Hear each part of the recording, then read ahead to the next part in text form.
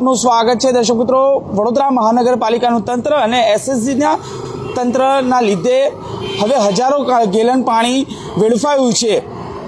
વગર વરસાદે વડોદરા શહેરમાં જો વાત કરીએ તો વરસાદ જેવી ફિલિંગ અહીંયા જોવા મળી રહી છે। અને જો કે ઠેર આ પાણી વેડફાવાનું કારણ છે કે એસએસજીમાં જે લાઈન આવેલી છે ત્યાં ભંગાણ સર્જાયું છે, તેને લઈને આ હજારો ગેલન પાણી અહીંયા વેડફાઈ ચૂક્યું છે। આ પાણી સીધું જે અહીંયા એસએસજીનું તંત્ર અહીંયા રહેતા લોકો હોય છે, એટલે કે દર્દીઓ હોય છે, તેને સાથે તેના દર્દીના સગાવાલા હોય છે તેને મળતું હોય છે, ને તેને પરંતુ આ પાણી જે લાઈન હતી મુખ્ય લાઈન તેમાં ભંગાણ સર્જાયું, ને તેને લઈને આપ જુઓ કે વડોદરા શહેરના એસએસજીના પાછળના ભાગે તમામ જગ્યાઓ પર આ પ્રકાર પાણીની રેલમછેલ જોવા મળી રહી છે।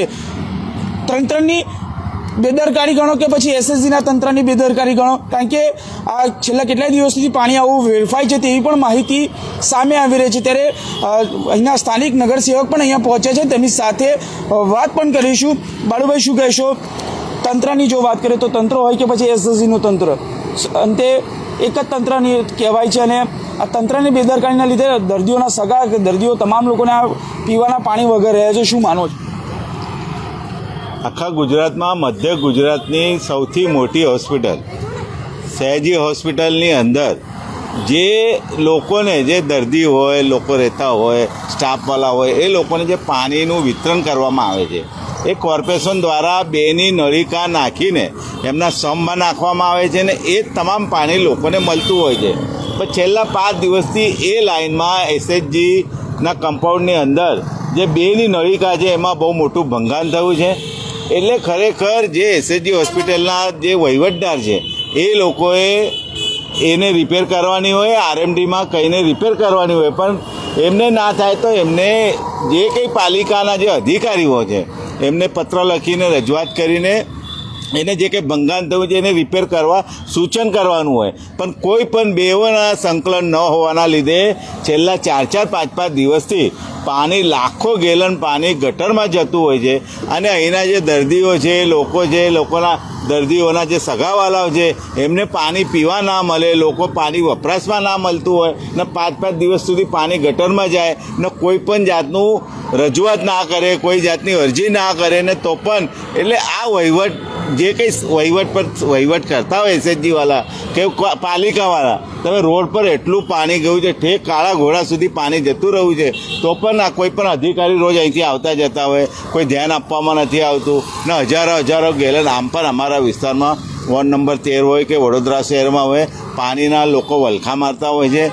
પાછળ અમારા શાસ્ત્રીપુર હોય, કાસાર ફળિયા હોય કે આનંદપુરા હોય, તમામ લોકોને ઓછા પ્રેશરથી પાણી આવે છે, રોજના ફોનો આવતા હોય ને ત્યારે 5 દિવસ સુધી આવી લાઇનમાં ભંગાણ થાય ને હજારો ગેલન પાણી રોડ પર જાય। જ્યારે એસએચજી હોસ્પિટલમાં લોકો કઈથી આવતા હોય અને જ્યારે દર્દીઓ હોય, એમના સગાવાલા હોય, એમને પાણી ના મળતું હોય, એમના એક બહેનો તો અહીંથી પાણી ભરીને પીવા માટે લઈ જતા હતા। એટલે એવી ગંભીર પરિસ્થિતિ હોય ત્યારે એસએચજીના જે કંઈ વહીવટદાર છે એમને ધ્યાન રાખીને આવું ભંગાણ થયેલું એને વહેલી તકે રિપેર કરવામાં આવે ને જે કંઈ પાણીનું વેડફાટ થાય છે એ ના થાય એવી અમારી માગણી છે। બરાબર, તમે આવ્યા ત્યાર પછી તમે અધિકારીને ફોન કર્યો, ત્યારબાદ આપણે પાણી બંધ કરાવ્યું, શું માનો છો? તો કોઈ અધિકારીનું તંત્ર કે પછી પાલિકાનું ધ્યાન નહીં હોતું?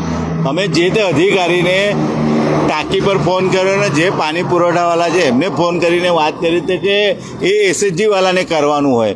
મેં કીધું એ તમે સંકલન કરીને વહેલી તકે 4 દિવસ થઈ ગયા, આટલું મોટું ભંગાણ હોય ને અમે તો સ્થળ પર ઊભા છીએ અને હજારો ગેલન પાણી ગટરમાં જાય, તો કે અમે મેં કીધું વહેલી તકે બંધ કરો, કેમ કે પાણી ગટરમાં જાય છે, લોકોને પીવા પાણી મળતું નથી।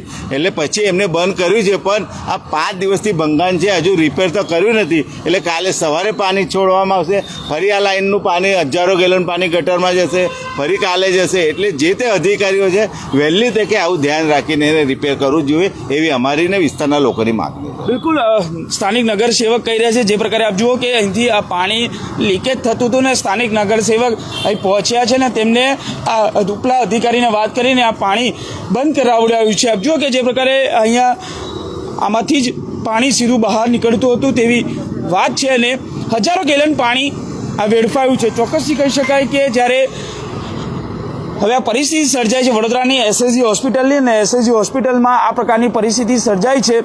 હવે જોવાનું રહ્યું કે વડોદરા મહાનગરપાલિકાનું તંત્ર અને એસએસજીનું તંત્ર ક્યારે આ ભંગાણ છે એ રિપેર કરે છે અને ક્યારે આ તેનું રિપેર થાય છે અને આ લાખો અહીંયા હજારો લોકો અહીંયા આવતા હોય છે સારવાર અર્થે, સાથે તેમના દર્દીઓ પણ અહીંયા આવતા હોય છે. તેઓને હવે તકલીફ ના પડે ત્યારે તેની કાળજી કોણ લઈ રહ્યું છે તે તો જોવાનું રહ્યું, પરંતુ ચોક્કસથી હવે આ પાણી વેડફાયું છે. હજારો ગેલન, લાખો ગેલન પાણી અહીંયા વેડફાઈ ચૂક્યું છે. છેલ્લા 4 દિવસથી આ પ્રકારની પરિસ્થિતિ અહીંયા સર્જાતી હતી. હવે આવતીકાલે જ્યારે સવારે પાણી છોડવાનો સમય છે ત્યારે આ જ પરિસ્થિતિ સર્જાશે. વહેલી તકે નિરાકરણ આવે તેવી માંગ સ્થાનિક નગરસેવક કરી રહ્યા છે અને ચોક્કસથી હવે આ તમામ જે દર્દીઓ અહીંયા હાલાકી ભોગવી રહ્યા છે ત્યારે તેની જવાબદારી, આ જે હજારો ગેલન પાણી વેડફાયું છે તેની જવાબદારી કોણ લે છે તે મોટો પ્રશ્ન છે. કેમેરામેન નિહાલની સાથે Surat Solanki, spark today news, Vadodara.